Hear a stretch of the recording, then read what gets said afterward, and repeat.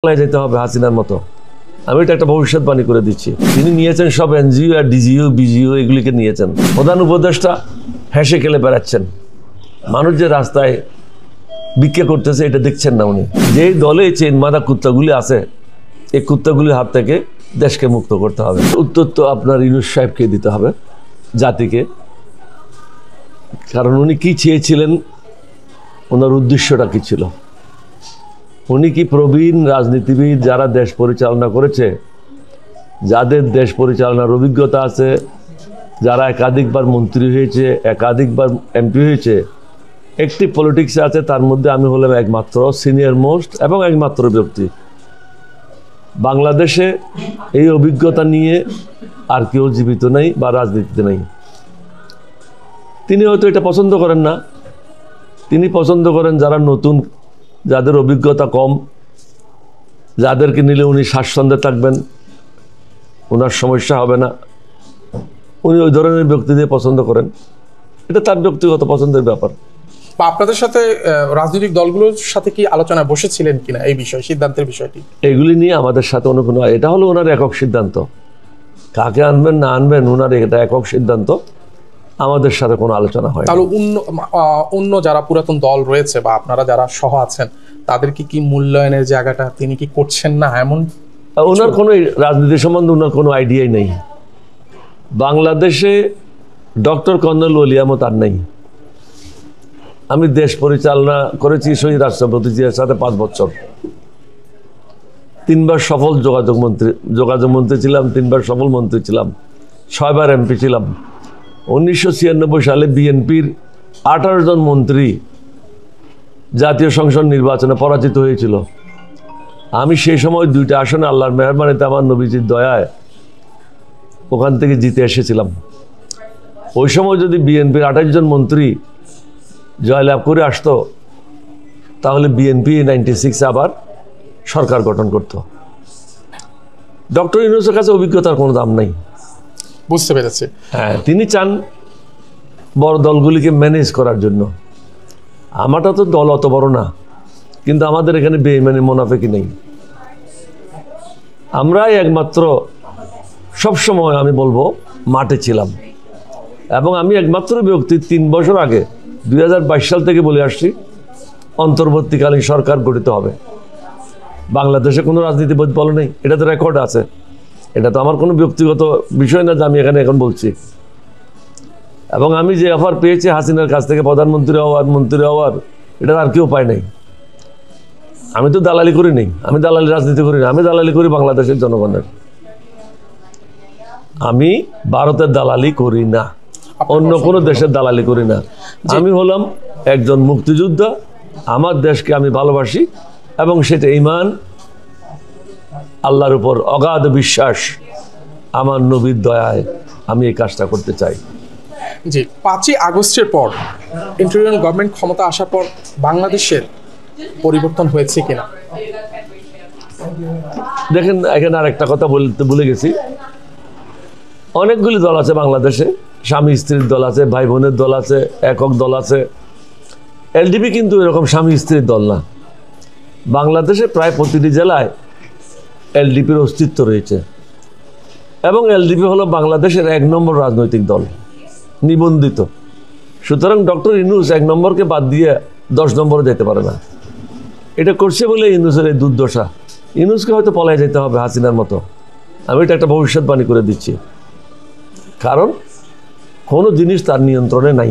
Civil প্রশাসন তার নিয়ন্ত্রণ নাই, সশস্ত্র বাহিনী তার নিয়ন্ত্রণ নাই, পুলিশ বাহিনী তার নিয়ন্ত্রণ নাই। যত্র খুন হচ্ছে, যে যখন ইচ্ছা রাস্তা ব্লক করে রাস্তায় বসে পড়তেছে, দাবি দাওয়া আদায় করতেছে। এটা মগের মূল্যকে পরিণত হয়েছে। পার্বত্য চট্টগ্রামে গোলমাল হচ্ছে, রিফিউজির সংখ্যা আর এখান থেকে দিন দিন বৃদ্ধি পাচ্ছে। এখানে বক্তব্য দিয়ে হাসি দিয়ে দেশ চালাইলে হবে না। এখানে কঠোর হস্তে সমস্যার সমাধান করতে হবে। আমি গেলাম, চা খাইলাম, হাসি দিলাম, এটা হবে না। হাসির জায়গায় হাসি থাকবে, কাশির জায়গায় কাশি থাকবে। দেশ পরিচালনা করার জন্য one got to be ruthless. দেশকে তার নির্দিষ্ট লক্ষ্যে পৌঁছানোর জন্য কাজ করতে হবে। তিনি সেটা করতে পারছেন না, কারণ তিনি নিয়েছেন সব এনজিও আর ডিজিও বিজিও এগুলিকে নিয়েছেন। যাদের যাদের মন্ত্রণালয় পরিচালনার অভিজ্ঞতা রয়েছে বা আগে সাবেক এমপি ছিল, এই ধরনের লোক তার সাথে খুব কম। মাত্র 30% টাকায় জমির মালিক হয়ে নতুন বাংলাদেশের গড়ে তোলার স্বপ্ন দেখা বাংলা বসতি। তার যে টিম, এটা হলো বি টিমও বলা যাবে না, সি টিমও বলা যাবে না, এটা হলো XY টিম। তার মানে আপনি বলতে চাচ্ছেন যে এই গভর্নমেন্ট সাকসেসফুলি না? Absolutely no. ওকে, ধন্যবাদ। আপনার কাছ থেকে আমরা এটির উত্তর পেয়েছি। শেষের যে উত্তরটি সেটি হচ্ছে বিএনপির মহাসচিব ফখরুল ইসলাম বলেছেন আওয়ামী লীগ এবং জাতীয় পার্টি নির্বাচনে অংশগ্রহণ করতে চান। আমরা এলডিপির থেকে অত্যন্ত পরিষ্কারভাবে বলেছি, আমার দেশের যারা সম্পদ লুণ্ঠন করেছে বা লুণ্ঠন করতে সাহায্য করেছে, যারা ভারতের সরকারের দালাল হিসাবে কাজ করেছে, তাদের বাংলাদেশে রাজনীতি করার কোনো অধিকার নাই। তারা হলো খুনি, তারা হলো জনগণের রক্তচোষা মানুষ। তো রক্তচোষাদেরকে বাংলাদেশে রাজনীতি করতে দেওয়া হবে না। আমি এটাও বলেছি, যাদেরকে জেলে রেখেছেন তাদেরকে প্রত্যেকদিন আধা ঘন্টার জন্য সর্বাধিক ধরে নিয়ে আসেন, উল্টো লটকান, জনগণ দেখুক তারা যে সম্পদ লুণ্ঠন করেছে, এই সম্পদগুলি তাদের কাছ থেকে আদায় করেন। কারণ তাদেরকে ওখানে জামায় আদর রেখে জনগণের সমস্যা সমাধান হবে না। আজকে অনেকগুলি ব্যাংক বন্ধ হয়ে যাচ্ছে। কী জন্য বন্ধ হচ্ছে? আজকে অনেকগুলি নিরীহ ব্যাংক কর্মচারী, তাদের চাকরি চলে যাচ্ছে। কেউ কি চিন্তা করতেছে এই পরিবারগুলি কোথায় গিয়ে দাঁড়াবে? আমাদের যেখানে সরকারের দায়িত্ব হলো নতুন নতুন মানুষকে এমপ্লয়মেন্ট দেওয়া, চাকরি দেওয়া, ওই জায়গায় আমরা তাদেরকে বের করে দিচ্ছি। অর্থ মন্ত্রণালয় নীরব দর্শকের ভূমিকা পালন করছে। প্রধান উপদেষ্টা হেসে খেলে বেড়াচ্ছেন। মানুষ যে রাস্তায় ভিক্ষা করতেছে এটা দেখছেন না। উনি শুধু আন্তর্জাতিক আন্তর্জাতিক আন্তর্জাতিক, কিন্তু নিজের জাতির কি হচ্ছে এই খবর তাদের কাছে নাই। জি, তাহলে নির্বাচনে এই যে মির্জা ফখরুল ইসলাম আলমগীর যে এই কথাটি বলেছে, কিসের ভিত্তিতে বলেছে? উনি কিসের ভিত্তিতে বলছে ওটা তো ওনাকে জিজ্ঞাসা করতে হবে। আমার ভিত্তি যেটা আমি বলছি, আমি আবার রিপিট করি, আমি হলাম প্রথম রাজনীতিবিদ 8ই অগাস্ট, তখন যে সরকার গঠিত হবে আমরা জানতাম না। আমি 5 তারিখে নির্দিষ্ট করেছিলাম যে 8 তারিখে আমরা একটা প্রেস কনফারেন্স করব। ওই প্রেস কনফারেন্স আমি পরিষ্কারভাবে সরকার পরিচালনা করার জন্য কি কি পয়েন্টগুলি দরকার সেই পয়েন্টগুলি দিয়েছিলাম।